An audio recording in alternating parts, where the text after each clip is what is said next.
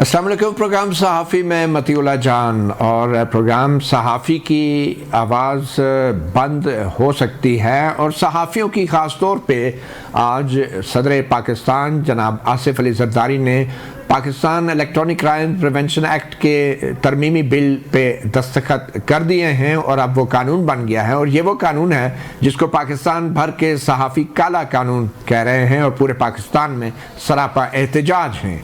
और आज इसी हवाले से हम बात करेंगे क्योंकि पाकिस्तान पीपल्स पार्टी और उनके कायद, उनके बानी जनाब जुल्फ़िकार अली भुट्टो, उनके बारे में ये तारीख गवाह है कि उन्होंने आवाम को आवाज़ दी, लेबर यूनियंस बनाई, आवाम को बात करने, सवाल करने की जरूरत दी। मगर आज उनके सियासी वारिस सदर आसिफ ज़रदारी ने बगैर किसी एतराज़ के, बगैर चू चरां के, जो 14 दिन के लिए वापस भेजे जाने का आईनी अख्तियार है उसको इस्तेमाल किए, इस कानून पर दस्तखत किए हैं।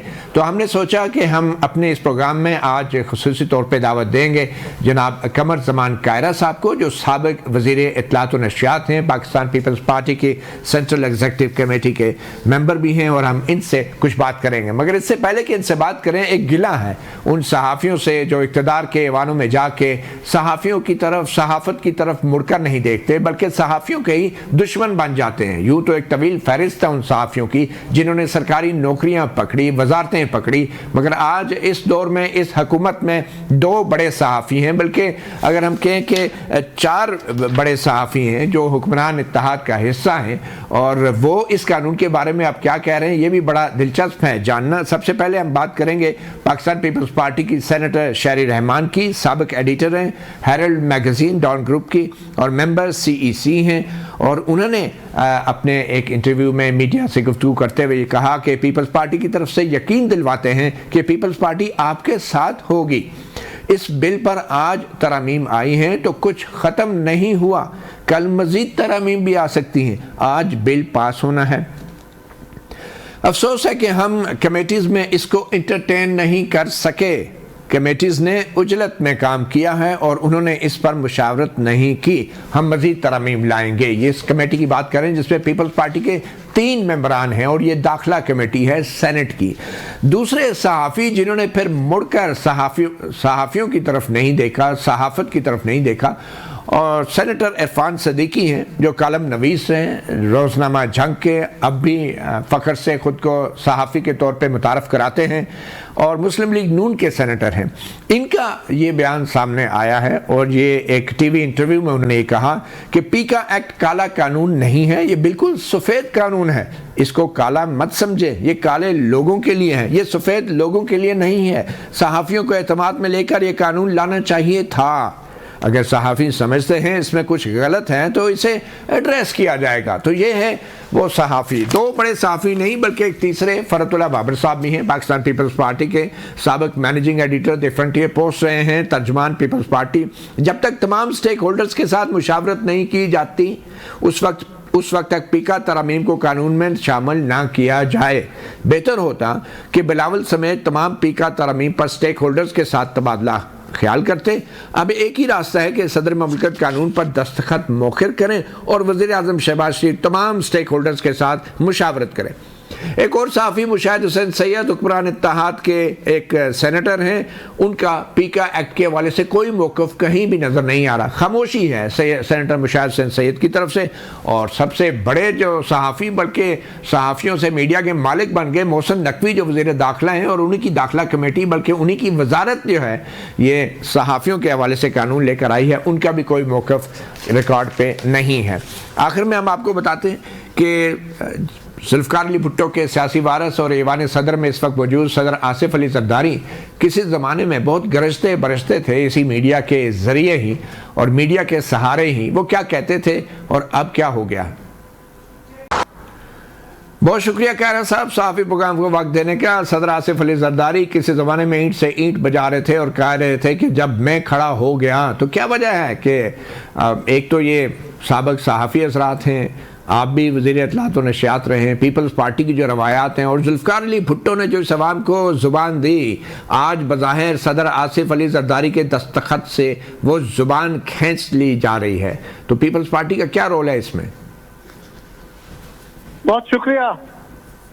गुजारिश है कि ایک تو آپ نے اپنے انٹرو میں اپنا اوپینین دیتے ہوئے صدر پاکستان کو، پیپلز پارٹی کو اور کچھ صحافیوں کو مجرم کے کھاتے میں کھڑا کر کے کٹہرے میں کھڑا کر دیا، اور آپ نے ججمنٹ پاس کر دی ہے کہ آپ کی جو رائے ہے وہ حتمی ہے، یا آپ جیسے کچھ ہمارے جو دوست بھائی ہیں، صحافی ہیں، ان کی رائے مؤثر ہے، اور جو لوگ یہ کہہ رہے ہیں ان کی رائے درست نہیں ہے۔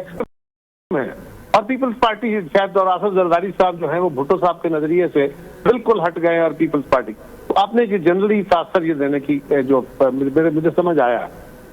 مفتی اللہ صاحب، گزارش یہ ہے کہ صدر پاکستان کی جماعت نے اس کو ووٹ کیا ہے۔ آپ نے اپنے انٹرو میں کو 3 دفعہ صدر کا مخاطب کیا ہے۔ صدر کی جماعت نے اس کو قومی اسمبلی میں بھی اور سینٹ میں بھی ووٹ کیا۔ صدر اس کو بل کو رکھ کے بیٹھ جاتے، 14 دن کے بعد یہ بل ویسے ہی پاس ہو جاتا، لیکن جس کو ان کی جماعت ووٹ کر رہی ہے اس کو وہ کیسے روک دیں؟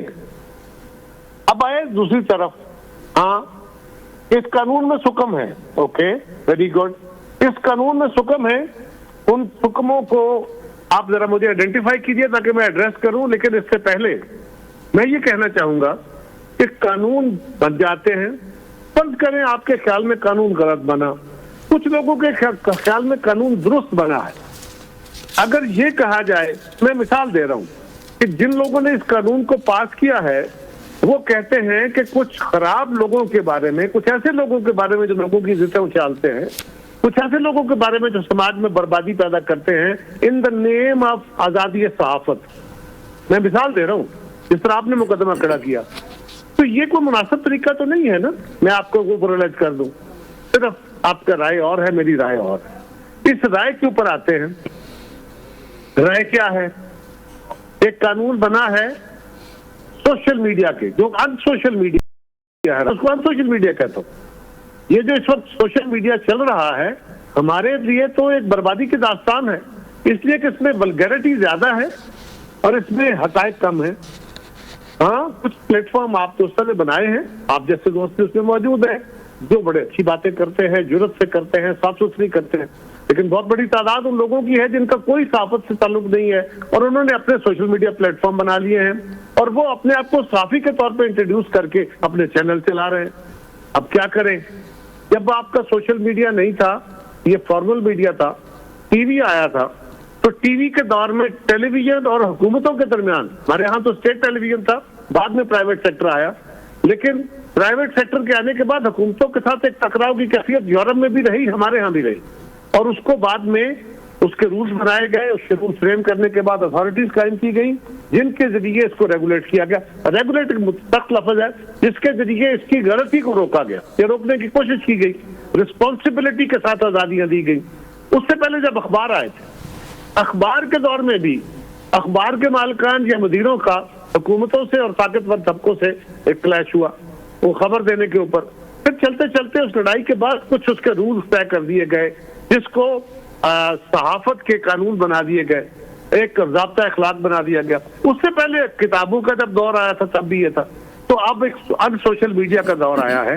اس دور میں اس خوفناک قسم کے ہتھیار سے جو کہ بہت پاورفل ہے، انسانوں کی بہت بڑی خدمت کر سکتا ہے، علم کو فروغ دے سکتا ہے، خبر کو عام کر سکتا ہے، لیکن ساتھ ہی ساتھ یہ اب جو اے آئی آیا اس کے ساتھ مل کے یہ ہمارے سماج کو برباد کر سکتا ہے، یہ ہمارے اندر منافرت کو اتنی انتہا پہ پہنچا سکتا ہے کہ بھائی بھائی کا گلا کاٹنے چل پڑے۔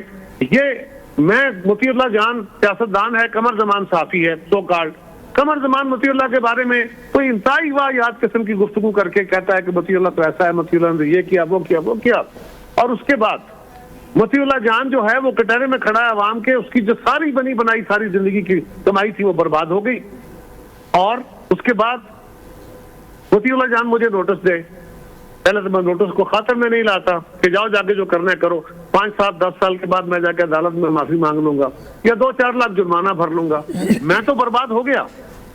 میری جماعت دیکھ لے کہ کوئی جماعت، any one, name any party, name any group of people, name any government.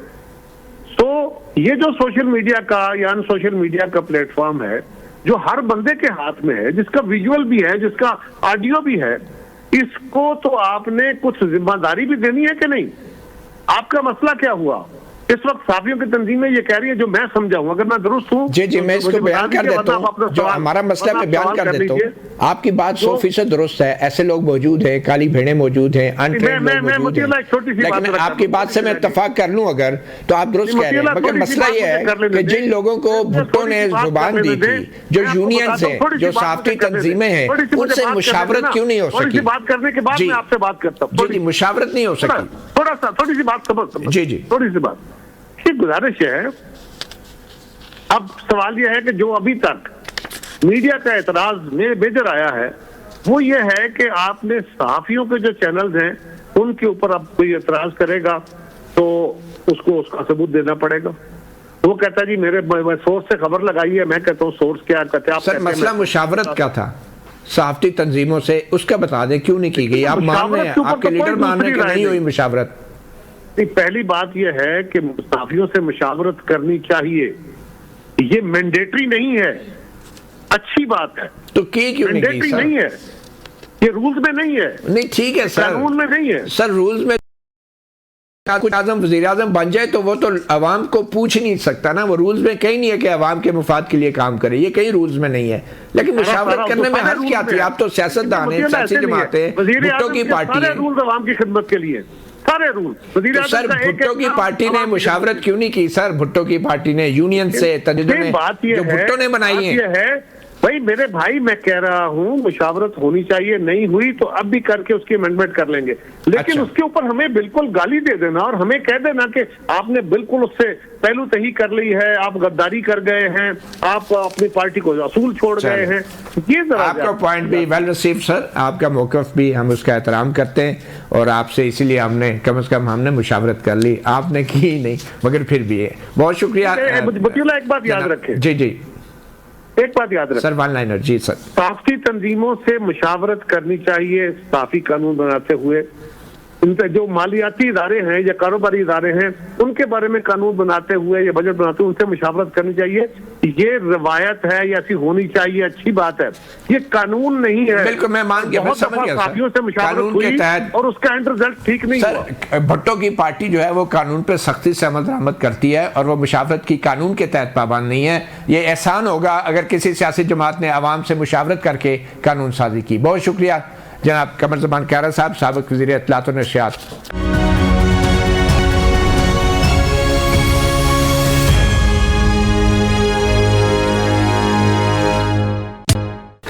Welcome back. صحافی پروگرام میں آزادی بہت بات ہوئی، مگر یہ جڑی ہے پاکستان کی سیاست اور معیشت سے بھی، اور اسی حوالے سے ہمارے آج کے پروگرام میں بہت خاص مہمان ہیں۔ یوں تو ہم زیادہ تر ان مہمانوں کو زحمت دیتے ہیں جب پاکستان کی معیشت کے بارے میں بات کرنی ہوتی ہے، مگر جس ملک میں آزادی رائے نہ ہو، فری پریس کا گلا گھونٹا جا رہا ہو، وہاں پہ معلومات تک رسائی بھی مشکل ہو جاتی ہے، اور ایسی صورت میں مقتدر حلقوں کا احتساب اور ان کی جواب دہی بھی ممکن نہیں ہوتی۔ یہی بنیاد بنتی ہے غیر شفافیت کی اور کرپشن کی۔ اسی حوالے سے مہمانوں کا میں تعارف کرا دوں، ہمارے مہمان ہیں شہباز زیدی صاحب، سابق چیئرمین FBR، انہوں نے ہمیں جوائن کیا ہے۔ ٹیلی فون لائن پہ ہمیں جوائن کر رہے ہیں سید مہتاب حیدر، ایک معروف جرنلسٹ ہیں اور فائنانس کے حوالے سے ان کا مکمل عبور ہے۔ شہباز زیدی صاحب، ہم آئیں گے IMF کے آنے والے دورے کی طرف بھی جو فروری میں ہو رہا ہے، اور امریکہ نے جو عالمی سطح پر اپنا امدادی پروگرام روک دیا، اس کے کیا اثرات ہوں گے، اور پھر ٹیکس کے اہداف کے حوالے سے بھی، مگر ان سب معاملات پہ بات کرنے سے پہلے آپ بطور ایک ماہر معاشیات کہیں، اکانومسٹ کہیں یا جو بھی، آپ کو کیا لگتا ہے کہ پاکستان میں جس طرح میڈیا کی آواز کو، صحافیوں کو اور آزادی رائے کا گلا گھونٹا جا رہا ہے، اور اب پیکا کا یہ جو قانون آیا ہے، اس طرح کی کارروائیوں سے ملک میں شفافیت اور بدعنوانی کے خلاف جو کوششیں ہیں ان پہ کیا اثر پڑتا ہے؟ بسم اللہ الرحمن الرحیم۔ مطیع اللہ جان صاحب، جو آپ نے بات کی ہے آزادی رائے کی، اس کا بڑا گہرا تعلق ہے فائنینشل ٹرانزیکشن کے ساتھ۔ فائنینشل ٹرانزیکشن جو ہوتی ہے، جو انویسٹمنٹ ہوتی ہے اور جو سارے کاروباری چیزیں ہوتی ہیں، وہ بڑی سینسٹیو ہوتی ہیں، اور یہ ساری چیزیں ڈیپینڈ کرتی ہیں ٹرسٹ کے اوپر۔ ٹرسٹ کا مطلب ہے اعتماد کے اوپر۔ اعتماد جو ہوتا ہے اس کی بنیاد ہوتی ہے ٹرانسپیرنسی، جس کو آپ شفافیت کہتے ہیں۔ تو اگر شفافیت اور اعتماد نہیں ہوگا تو کبھی بھی اپنے لوگوں کا ایز ویل ایز باہر والے لوگوں کا آپ کے سسٹم کے اوپر اعتماد نہیں ہوگا اور وہ کوئی لانگ ٹرم انویسٹمنٹ نہیں کریں گی. میں یہ نہیں کہتا کہ جو ابھی قوانین آئے ہیں وہ کسی طریقے سے پاکستان کے ٹرسٹ انوائرمنٹ کو ڈسٹرب کریں گے ڈائریکٹلی، مگر یہ سب چیزیں الٹیمیٹلی جو انویسٹر باہر سے آتا ہے، ایون جو پاکستانی انویسٹر بھی ہے، اگر اس کو شفافیت میں یا اعتماد میں جو انفارمیشن پاکستان سے آ رہی ہے، جو باتیں پاکستان سے نکل رہی ہیں، اگر اس میں شک ہونا شروع ہوا تو پھر پاکستان کی معیشت مشکل میں پڑ جائے گی. یہ ہمیں یاد رکھنا چاہیے مطیع اللہ جان صاحب کہ ہم نارتھ کوریا یا ایران نہیں ہیں جو معیشتیں آئسولیٹڈ ہیں یا دنیا سے الگ ہیں. ہماری معیشت بہت دیرینہ طریقے سے دنیا کے معاملات سے انٹیگریٹڈ ہے اور ہم تقریباً $30 بلین باہر سے ریمیٹنس کی شکل میں ریسیو ہیں. وہ اس لیے آتا ہے کہ پاکستانیوں کو اپنے ملک پر اعتماد ہے اور وہ یہ سمجھتے ہیں کہ چیزیں ٹرانسپیرنٹ ہیں. یہ بات جب بھی ہم کوئی ایسے قوانین لاتے ہیں ہمیں یہ یاد رکھنا چاہیے کہ یہ سیاسی اور اس کی قانونی پیچیدگیاں اپنی جگہ پر ہیں، مگر یہ چیزیں معیشت کے لیے بہت زیادہ خوش آئند نہیں ہوتی. یہ جو ابھی تک معلومات منظر عام پہ آئی ہیں اور اب تو پیکا کا قانون صدر مملکت آصف علی زرداری نے بھی اس پہ دستخط کر دیے ہیں، تو آپ کو کیا لگتا ہے پیکا کے ایسے قوانین کی وجہ سے ہماری معیشت پہ اثر پڑ سکتا ہے؟ نہیں، دیکھیں میں نے کہا نا کہ امیڈیٹ اثر آپ کو یہ نہیں کہہ سکتے کہ آج آپ نے پاس کیا اور کل سے کوئی نیگیٹو امپیکٹ آئے گا. اگر آپ کوئی ایسے قوانین پیش کرتے ہیں جس میں گورنمنٹ کے ایکشن کی، گورنمنٹ کے کارپوریشنز کی یا میڈیا کی کسی طریقے سے آپ یہ سمجھتے ہیں کہ انفارمیشن ٹرانسپیرنٹ نہیں ہے یا اس پہ ٹرسٹ نہیں کیا جاتا، تو اس کا الٹیمیٹ افیکٹ پاکستان کی اکنومی پر آئے گا اور ان قوانین کو ہمیں بہت سیریسلی دیکھنا پڑے گا. ٹھیک ہے. سید مہتاب حیدر صاحب، آپ کی آج بھی ایک بہت بڑی خبر چھپی ہے. ٹیکس فائلرز کے اعداد و شمار سامنے آئے ہیں، بڑے حیران کن ہیں، اور ٹیکس کے حوالے سے بھی آپ بطور ایک صحافی آپ کو لگتا ہے یہ پیکا کا قانون آپ کے کام، آپ کی آزادی میں ایک بڑی رکاوٹ ہوگا؟ کیونکہ کہا جا رہا ہے کہ اب بہت سی جو معلومات ٹیکس فائلرز کے حوالے سے صحافی پہلے رپورٹ کرتے تھے اب وہ نہیں دے پائیں گے. اور اگر ایسا نہیں ہوتا، جیسے ماضی میں ٹیکس ڈائریکٹریز بھی چھپتی رہی ہیں FBR کی، کہ بڑے بڑے سیاستدان، طاقتور لوگ، مقتدر لوگ، فیصلہ ساز لوگ جو ہیں وہ کتنا ٹیکس دیتے ہیں، تو اب کتنا مشکل ہو جائے گا سوشل میڈیا پر ان معلومات کو دینے کے حوالے سے؟ دیکھیں، بنیادی طور پر یہ جو قوانین ہیں یہ بیسیکلی کسی بھی ملک کے اندر قانون اس لیے بنایا جاتا ہے تاکہ اس کے نتیجے میں چیزیں بہتر ہوں، ٹرانسپیرنٹ ہوں. لیکن یہ پاکستان ایک عجیب قسم کا ملک ہے. اب آپ اندازہ لگائیں کہ اس میں جو امینڈمنٹس پروپوز کی گئی ہیں، میں چند سوالات آپ کے سامنے رکھتا ہوں اور آپ کے دیکھنے والوں کے سامنے بھی رکھتا ہوں. مثلا یہ کیسے ڈٹرمن ہوگا کہ کون سی نیوز فیک ہے؟ مجھے تو یہ لگتا ہے کہ ہر وہ چیز جو سچی ہوگی اور حکومت کو جو ہے قابل قبول نہیں ہوگی، اس میں لوگوں کو وہ وکٹم بنائیں گے اور اس میں یہ ثابت کرنے کی کوشش کریں گے کہ یہ فیک نیوز ہے. تو بنیادی طور پر اگر آپ ایک، جیسے کہ اس میں بتایا گیا ہے کہ ایک کمیشن بنائیں گے اور اس کمیشن میں جو ہے وہ ایک ٹرائبونل ہوگا، ٹرائبونل کے سامنے پیش ہوگا، ویسے اتھارٹی ہوگی اور ٹرائبونل ہوگا، دو جو اتھارٹی جو ہے وہ یہ ڈٹرمن کرے گی کہ کون سی نیوز فیک ہے اور کون سی نیوز نیک ہے. تو بنیادی طور پر یہ جو ایک اور نیک کا ڈٹرمنیشن ہے، اسی کے اوپر سارا جو ہے وہ انحصار ہوگا اس کا. میں سمجھتا ہوں کہ مجھے جو پرابلم ہے بحیثیت جرنلسٹ وہ یہ ہے کہ ہمارا کام تو مشکل کر رہے ہیں آپ کریں مشکل، لیکن یہ جو اوور آل سول سوسائٹی کی سپیس ہے وہ پچھلے کچھ عرصے سے پاکستان کے اندر شرنک کر رہی ہے، اور یہ ایک میجر کنسرن ہے. یہ صرف صحافیوں کا ایشو نہیں ہے، یہ اس ملک کے پوری سول سوسائٹی کا، اس ملک کی پولیٹیکل پارٹیز کا، ہم سب کا یہ ایشو ہے.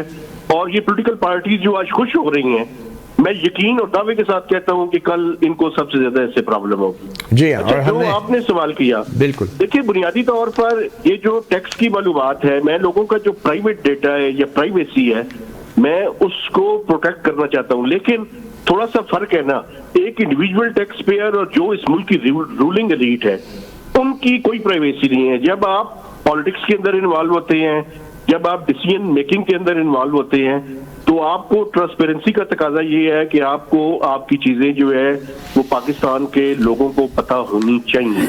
तो बेहतर तो ये है कि अब आप देखें कि वो जो टैक्स डायरेक्टरी छपा करती थी, पिछले 4-5 साल से वो टैक्स डायरेक्टरी छपनी ही बंद हो गई है। तो बेसिकली जो मैं बात कर रहा था कि हमारा वो जो स्पेस श्रिंक हुई है, ये भी उसकी एक रिफ्लेक्शन है कि बजाय बात आगे बढ़ने के चीजें मजीद ट्रांसपेरेंट हो, ये चीजें मजीद जो है वो श्रिंक करने की तरफ लेके जा रहे हैं। मतलब मैं एक मिसाल देता हूं आपको, कल कैबिनेट की एक मीटिंग हो रही है, तो ये कैबिनेट की जो मीटिंग है, इसकी समरीज क्यों पब्लिक नहीं की जाती, इसके जो मिनट्स हैं वो क्यों पब्लिक नहीं किए जाते, यहाँ पे जो इम्पोर्टेंट डिसीजंस होते हैं उनको क्यों पब्लिक नहीं किया जाता, उनको छुपाया जाता है। तो जो चीज छुपाई जाती है उसको आप कैसे ट्रांसपेरेंट कह सकते हैं? तो ये हमारा एक मेजर कंसर्न्स है, और ये मेजर कंसर्न्स जो हैं वो पाकिस्तान में ये जो पीका के कवानीन है, ये काले कवानीन है, इनको ये पॉलिटिकल पार्टीज ने जो किया है, कल कला को इन्हीं ये जब अपोजिशन बेंचेस पे आएंगी तो इनको सबसे ज्यादा प्रॉब्लम होगी। पाकिस्तान में प्रॉब्लम ही ये है, ये ट्रेजरी बेंचेस पे होते हैं तो और बात करते हैं, अपोजिशन पे बेंचेस पे जाते हैं तो दूसरी बात करनी शुरू कर देते हैं। बिल्कुल। और ये जो टैक्स का आपने पूछा, देखें ये कितना अलमिया है कि 5.9 मिलियन रिटर्न फाइलर्स हैं, उसमें से 2.6 जो है वो ये शो करते हैं कि उनकी इनकम जो है वो निल है, और बाकी जो हालत है वो ये है कि 100 मिलियन की वेल्थ शो करने वाले बंदे पाकिस्तान में सिर्फ 3,651 है। इसका मतलब दो है, या तो पाकिस्तान में टैक्स चोरी बहुत ज्यादा है, या पाकिस्तान में अमीर लोगों की तादाद बड़ी कम है। और फिर इन लोगों को अब तहफ़्फ़ुज़ भी दिया गया है, नजर आ जाएगा कि ये जो टैक्स फाइलर हैं वो खास तौर पे जो मुंतखब नुमाइंदे हैं, जो इलेक्शन कमीशन में भी अपनी टैक्स रिटर्न्स देते हैं इलेक्शन लड़ने से पहले भी, इनके बारे में भी अब इस पीका कानून के तहत शायद वो टैक्स की मालूमात रिपोर्ट नहीं कर पाएंगे हम, और सहाफ़ियों पे एक दबाव होगा, तो एहतसाब और अकाउंटेबिलिटी तो ये मुकम्मल तौर पे नामुमकिन हो जाएगा। मगर मैं वापस शबरज़ादी साहब आपकी तरफ आना चाहूँगा। अमेरिका से ही एक बिजनेसमैन पाकिस्तान तशरीफ़ लाए हैं, और हुकूमत का ये कहना है जेंट्री बीच है जो कि 23 साल से जो है मुख्तलिफ कारोबारी सरगर्मियों में रहे हैं और सरमायाकारी करते रहे हैं, और ये जेंट्री बीच एक कंपनी जो है वो उसके एक्टिव चेयरमैन भी रहे हैं ये। तो ये जो पाकिस्तान में तशरीफ़ लाए हैं, इनका क्या इसकी अहमियत क्या है, और इन्होंने आज जो एक बयान भी दिया है वो भी ज़रा सुन लें। The stuff that the Biden administration did to Pakistan was absolutely disgraceful. President Trump believes in economic diplomacy, and that's why we're here. We plan on investing billions of dollars in Pakistan across a number of different areas, critical minerals and real estate. I'm a businessman. I'm not a politician. I'm not here to talk. I'm here to do. Ambassador Grinnell, has a very clear defined view, and I think he supports everything we're doing in Pakistan. तो शबरज़ादी साहब, कितनी अहमियत है इन मौसूफ़ की, और इनके बारे में कहा जाता है कि ये अमेरिकी सदर ट्रंप के कारोबारी शराकतदार भी हैं, पार्टनर भी हैं पाकिस्तान में जो भी, तो ये क्या कोई दिखावे का विज़िट था, या एक्चुअली ये इंटरेस्टेड हैं पाकिस्तान में इन्वेस्ट करने के लिए, या फिर पाकिस्तान इनमें कुछ इन्वेस्ट कर रहा है? देखिए उजला साहब, मैं आपको थोड़ी सी चीज समझा दूं, और शायद आम आदमी को पता नहीं है। जो इन्वेस्टमेंट आती है तो किसी भी मुल्क में, वो दो तरह की होती है। एक वो होती है जब कोई आदमी आता है और वो कोई नया प्लांट लगाता है या नई इंडस्ट्री लगाता है, उसको हम जनरली FDI कहते हैं। और एक वो होता है जो आता है और वो किसी एग्जिस्टिंग कंपनी को खरीद लेता है, उससे कोई नया प्लांट नहीं लगता, कोई नई इंडस्ट्री नहीं लगती, मगर जो ओनरशिप है वो फॉरेनर के पास चली जाती है। ये जो साहब आए हैं, और 2-3 साहिबान और भी हैं, जिनमें से मेरे थ्रू भी एक ग्रुप अमेरिकन का है आया है, ये हैज फंड के लोग हैं। ये वो लोग होते हैं जनरली जो एग्जिस्टिंग कंपनियों को खरीदते हैं और उस पे काम करते हैं, और अगर वो ये समझते हैं इन द लॉन्ग रन कि इसमें आगे जाकर कोई पाकिस्तान में पोटेंशियल है, तो वो फिर जाके नया प्लांट भी लगाते हैं, नई इंडस्ट्री भी लगाते हैं।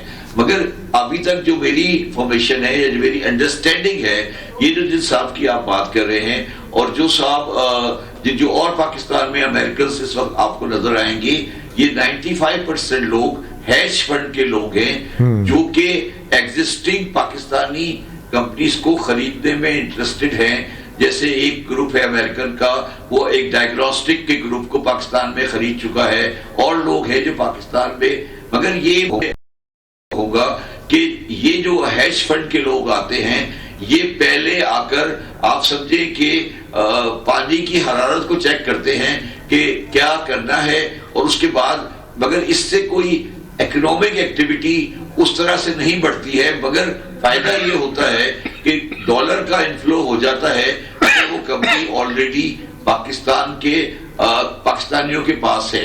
तो इसलिए ये जो चीज आपके सामने आज भी आई है और ये जो चीज आप देख रहे हैं, ये सारी हैज फंड की इन्वेस्टमेंट है, जिसको मैं उस सेंस में एक इकोनॉमिक्स की एक्सपेंशन या इन्वेस्टमेंट उस सेंस पे नहीं समझता, मगर आम आदमी ये समझता है कि ये पाकिस्तान में कोई इकोनॉमिक एक्टिविटी को मल्टीप्लाई कर रहा है। ठीक है, मेहताब हैदर साहब, आप कैसे देख रहे हैं, और आप समझते हैं कि जो अमरीकी मेहमान हैं हमारे, इनके पाकिस्तान आने से कोई प्रॉस्पेक्ट्स बड़े हैं एफडीआई के या किसी किस्म के भी इन्फ्लोज के?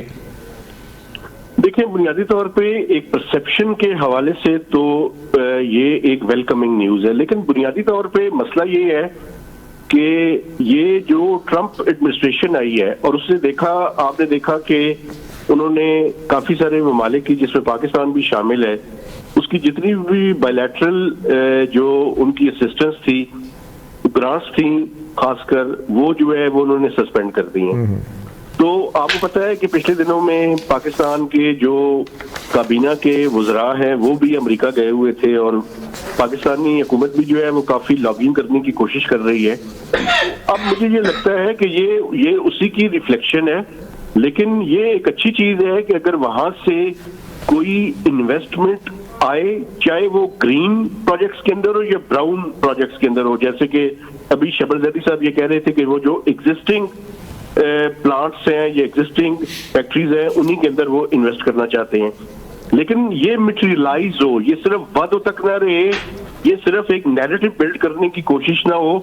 चूंकि किसी भी तरह की इन्वेस्टमेंट, चाहे वो चाइना की तरफ से हो चाहे वो अमेरिका की तरफ से हो, ये अच्छा है, चूंकि उसके नतीजे में होता क्या है, आपके जो एग्जिस्टिंग प्लांट्स भी हैं वहां से उनका टेक्नोलॉजी आती है, सरमाया भी आता है, यानी डॉलर इनफ्लोज भी बढ़ेंगे, लेकिन ये मटेरियलाइज हो, ये सिर्फ नैरेटिव बिल्डिंग ना हो। नैरेटिव बिल्डिंग तो ये जो है वो अच्छी बात है।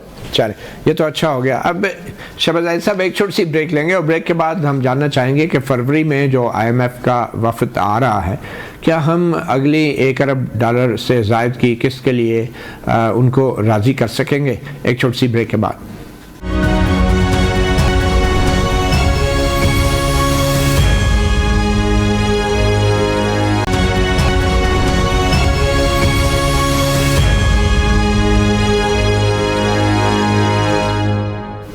वेलकम बैक सहाफ़ी प्रोग्राम में। शहबाज अदी साहब, IMF के वफद की आमद है, फरवरी में ड्यू है, हम क्या तवक्कुआत रख सकते हैं? क्या पाकिस्तान ने वो अहदाफ हासिल किए जो IMF ने मुकर्रर किए थे हमारे लिए?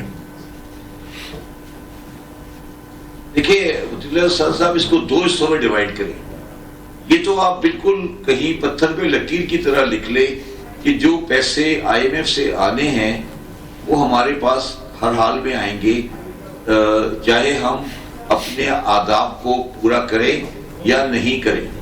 अब सिर्फ ये देखना है कि जब अगर हमारे आदाब पूरे नहीं हुए तो हमें किस एंगल से प्रेशराइज करेंगे। ये बात तो हमारे सोच में आनी भी नहीं चाहिए कि कोई चांस है कि पैसे नहीं आएंगे। अब जहां पर आकर वो लोग हमें پریشرائز کرنا یا ہمیں دبانے کی کوشش کریں گے وہ ہے ٹیکس کلیکشن اور گیس کی قیمتوں میں ایڈجسٹمنٹس. دونوں جگہ پر پاکستان کا میرے ذاتی حساب سے مسئلہ حل نہیں ہوا ہے اور وہ پاکستان کو پریشر کریں گے کہ دونوں جگہ پر سخت ایکشن لیے جائیں.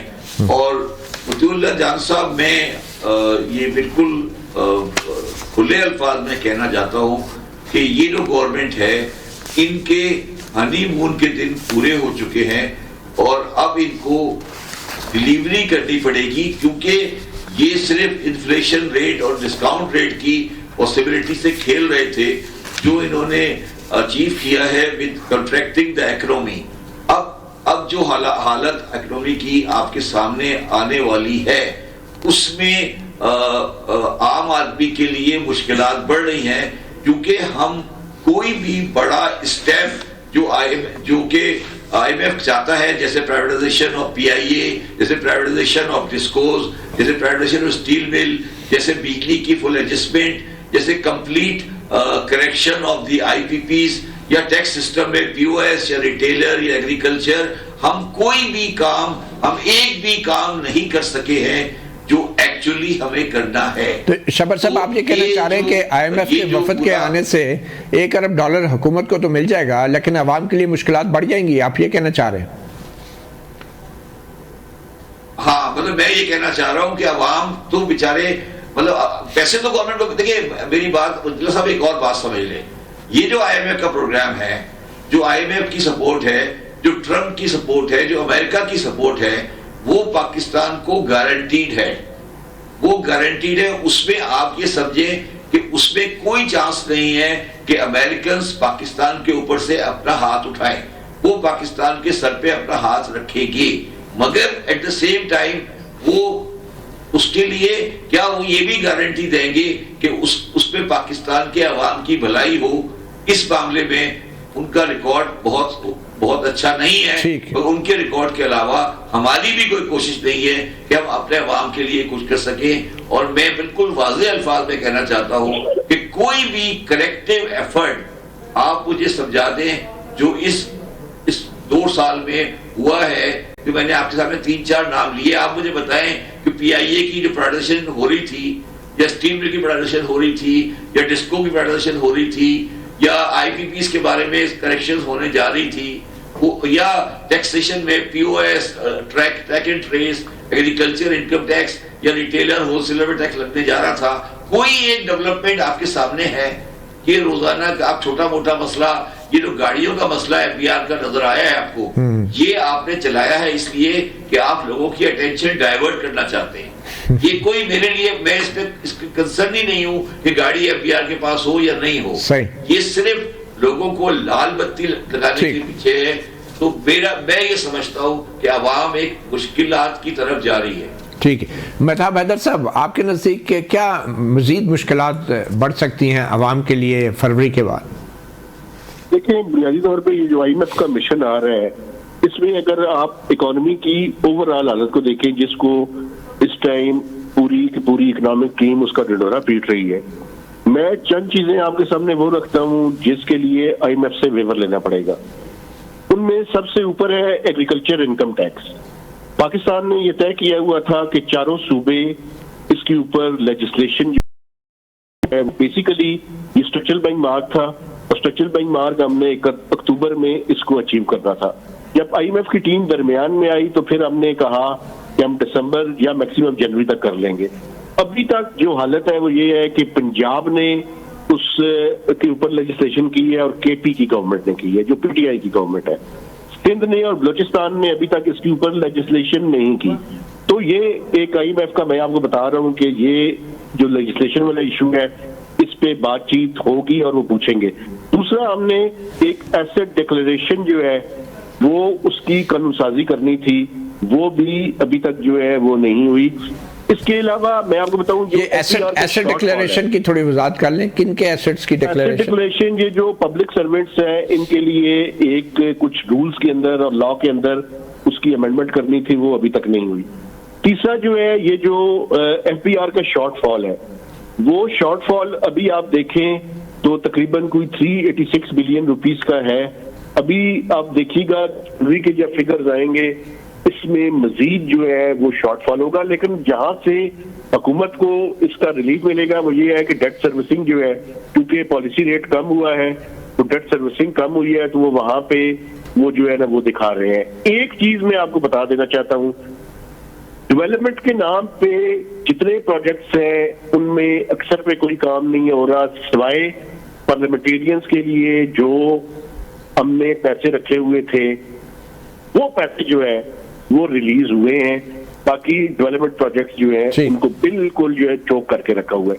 तो ये इकोनॉमी की मौजूदा सिचुएशन है। जब IMF का वक्त आएगा, आप रिटेलर्स का देखें, एक ताजर 2 स्कीम लेकर आए थे, वो बुरी तरह से नाकाम हुई है। ये उसका जो है वो इन्होंने एक और 236G और H का कानून बनाया था इनकम टैक्स के अंदर, कि जिसके अंदर अगर नॉन फाइलर को आप कोई रिटेलर को कोई चीज देंगे तो उसकी ग्रॉस इनकम के ऊपर आप वसूल करेंगे, वो टैक्स जो है वो उसकी वजह से कुछ रिटेलर्स भी टैक्स नेट के अंदर आए हैं। लेकिन ये जो ताजर 2 स्कीम लेकर आए थे वो इतनी बुरी तरह नाकाम हुई है कि उसका नाम ही लेना उन्होंने छोड़ दिया है। तो शफकत जैदी साहब की मैं इस बात से इत्तेफाक करता हूँ कि रिटेलर्स पे, एग्रीकल्चर इनकम टैक्स पे, बिजली के इशू पे और गैस के इशू पे ये मेजर इश्यूज होंगे। और दूसरी तरफ डिस्कोस की PIA की प्राइवेटाइजेशन, ये वो एरियाज ऑफ कंसर्न्स होंगे। एक्सटर्नल साइड पे अलबत्ता हुकूमत की कारकर्दगी जो है वो बेहतर है, और उसकी वजह ये है कि स्टेट बैंक ऑफ पाकिस्तान इस टाइम डॉलर्स खरीद रहा है मार्केट से, और तकरीबन पिछले 8 से 9 माह के दौरान कोई उन्होंने 6 से 7 बिलियन डॉलर जो है मार्केट से खरीदे हैं। चल, वैसे शफकत जैदी साहब, ये स्टॉक मार्केट के तरफ बार बार हुकूमत इशारा करती है और इसमें भी कोई शक नहीं कि तारीख में 1 लाख से ऊपर क्रॉस की और अभी 1,12,00,000 के पॉइंट पे आके रुकी है।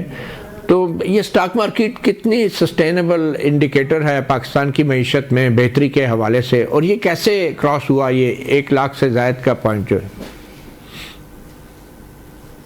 देखिए, बात ये है कि मैं हमेशा से इस बात का बिलीवर हूँ कि स्टॉक मार्केट का पाकिस्तान की मईशत के सेंटीमेंट से ताल्लुक हो सकता है। एक सेंटीमेंट है कि जी अच्छा बुलिश सेंटीमेंट है, मगर उसका कोई ताल्लुक पाकिस्तान की मईशत के एक्चुअल फैक्ट्स एंड फिगर से नहीं होता। और उसके 2-3 वजूहात हैं। पहली बात तो इन्वेस्टर का बेस बड़ा थोड़ा है, जो शेयर्स मार्केट में हैं वो बड़े थोड़े हैं, जिन कंपनीज की लिस्टेड सिक्योरिटीज हैं वो इकोनॉमी का कितना बड़ा पार्ट है वो बहुत थोड़ा है। तो अगर आप स्टॉक मार्केट की उतार चढ़ाव को या स्टॉक मार्केट के इंडेक्स को पाकिस्तान की मईशत का मेयार समझते हैं तो फिर इसका मतलब है कि आप पाकिस्तान की मईशत को नहीं समझते। और ये बेसिकली एक ट्रेडिंग की मार्केट है, और ट्रेडिंग की मार्केट के अंदर पुलिस सेंटीमेंट चल रहा है।